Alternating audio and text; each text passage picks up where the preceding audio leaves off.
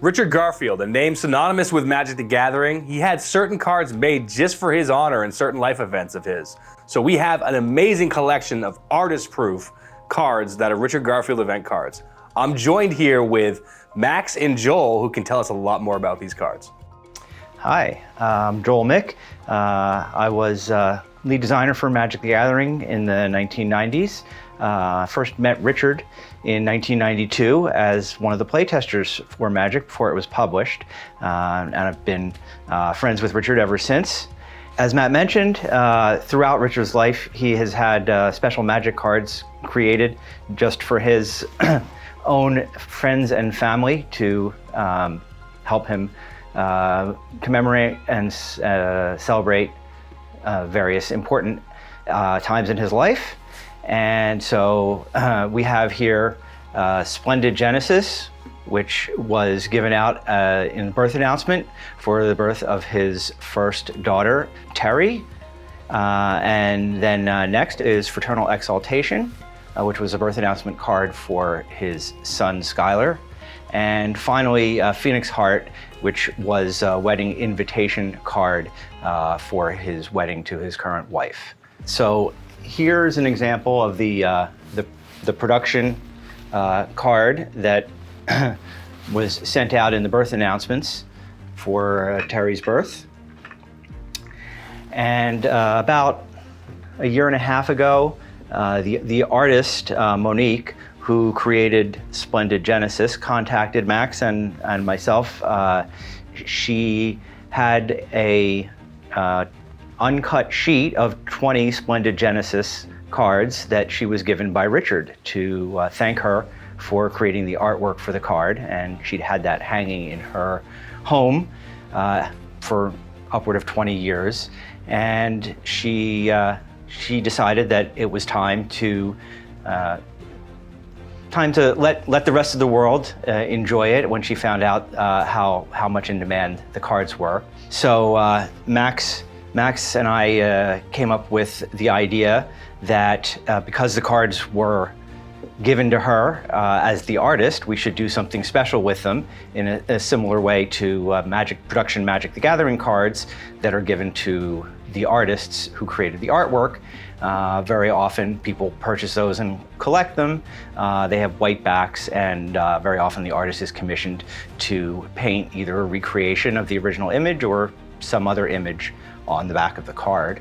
So we thought that getting a personal touch on the cards would make them even more special, and show that they were in fact a different item from the cards that were handed out to friends and family. Subsequently, earlier this year, Richard's sister, Susan Garfield, let us know that she had actually 20 Fraternal Exaltations that were also framed and had been hanging in her home. And we presented her with the idea that we had worked on with Monique, and she liked the idea. And then finally, Drew Tucker was only given 2 individual copies of Phoenix Heart, and those copies had actually already been sold by Drew, but fortunately had their provenance maintained by being encased and labeled. And so we were able to acquire those cards, as we thought that it would be ideal if we could have artist-proof copies of all 3 cards. So we were able to obtain the 2 existing copies that had been originally given to Drew, and as you can see, he also painted a recreation on the back of the Phoenix Heart artist proofs that he was originally given by Richard. Okay, in the next part, we're actually going to welcome in Susan Garfield to talk with us about the painting she did here.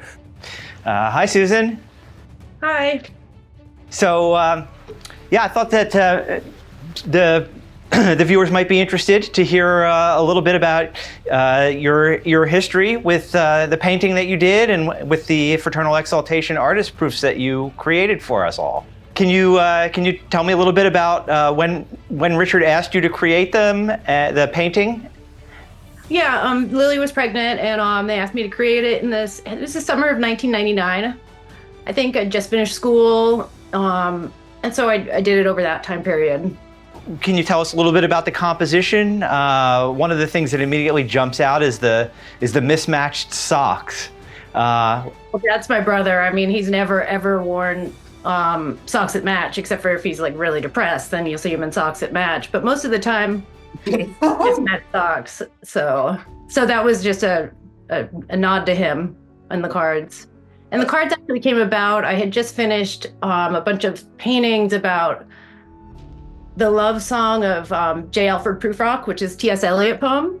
And so that painting was sort of came from that inspiration for me. So not necessarily what Richard and Lily asked for at the time, but they approved the painting when it was done. It's nice that you've chosen to now share this gift with the world. Can you tell me a little bit about why you decided that you would paint the card backs? Well, I just thought it sounded like a super fun project for me to do because I'm painting a lot in my own time right now.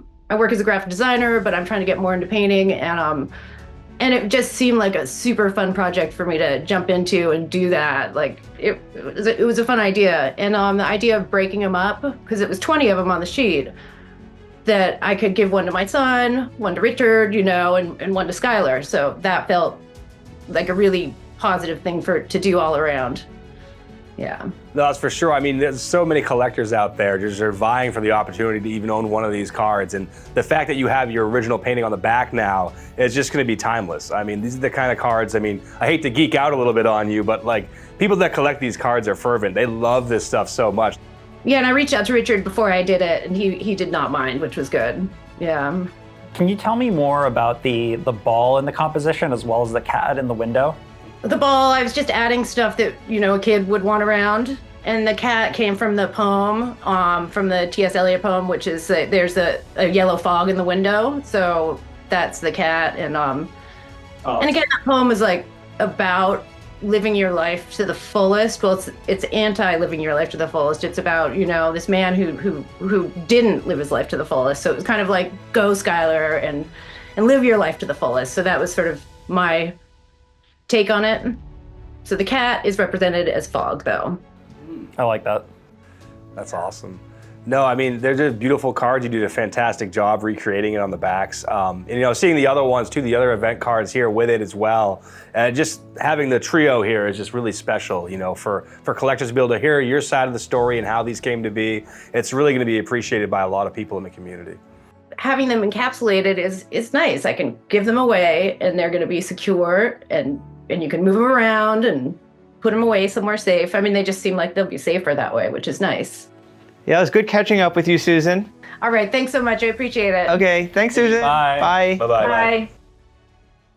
So when we initially discovered these, we figured, well, we obviously need to maintain provenance and keep the integrity of these. So we reached out to CGC, of course. When we heard that you had these cards and we understood what was happening with these cards, and like you said, the lineage of these cards, we thought, wow, this is important stuff for Magic the Gathering. It needs to be handled with the utmost care to maintain that chain of custody. So with these cards being as important as they are, we just want to make sure we put everything we have available to these cards. So making sure that we get them in the correct cases, get all the dates that they were signed by the artist on these cases, and just making sure they're preserved for generations to come, because these cards are at the forefront of the hobby. It's also very important that CGC guarantees the authenticity of everything that they grade and encapsulate, and we wanted to make sure that we could present these items to the marketplace, not just with our word and our guarantee standing behind them, but also the guarantee of a trusted company like CGC. Yeah, and having them encapsulated to protect them from the elements also helps. This is something that few people will ever get to see in person, let alone have an opportunity to own. Awesome. And we're proud to have played a part in helping the artists and helping bring these out to the world for people to enjoy. Oh, for sure. Like I said, we're only just custodians for this stuff. Eventually someone else is going to own it. But they are certainly treasures of the Magic the Gathering collecting community. And we're just honored to have them certified here at CGC. All the graders love these cards. I mean, it's just, we can't get enough of this cool stuff.